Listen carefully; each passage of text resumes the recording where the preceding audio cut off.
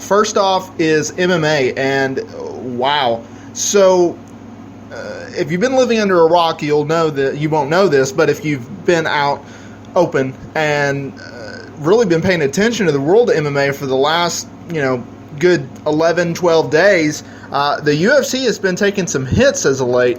And for those who are not aware of this, former UFC heavyweight champion Brock Lesnar not only tested positive for out-of-competition drug test for June 28th, but then also he failed an in-competition test on July 9th, which was his fight date with Mark Hunt in the co-main event of UFC 200.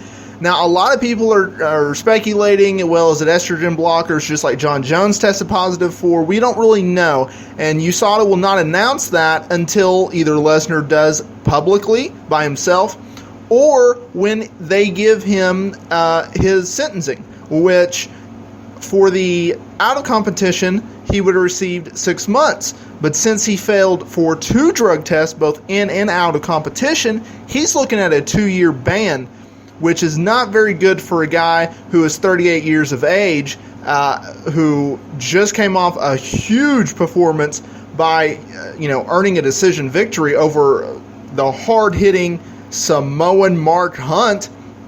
And, while, yes, that does affect the outlook of his performance, and it does affect the UFC, a lot of people are not looking at the fact of how does this affect his WWE career. He is under contract with World Wrestling Entertainment. He does face Randy Orton at SummerSlam next month. The New York State Athletic Commission, which SummerSlam is being held in Brooklyn, New York, they came out with a statement and really didn't give us much earlier this week. Lesnar was not on WB programming this week.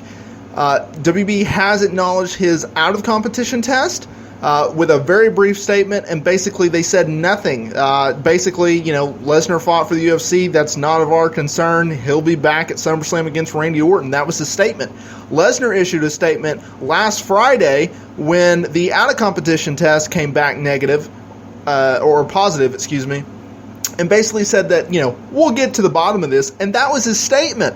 So, not a lot of great PR here, I guess, by the UFC, WB, and Brock Lesnar, but you have to wonder, okay, does WB acknowledge this on WB television?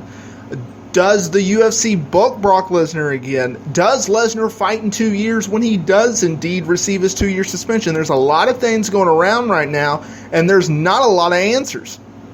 So that's a developing story on its own.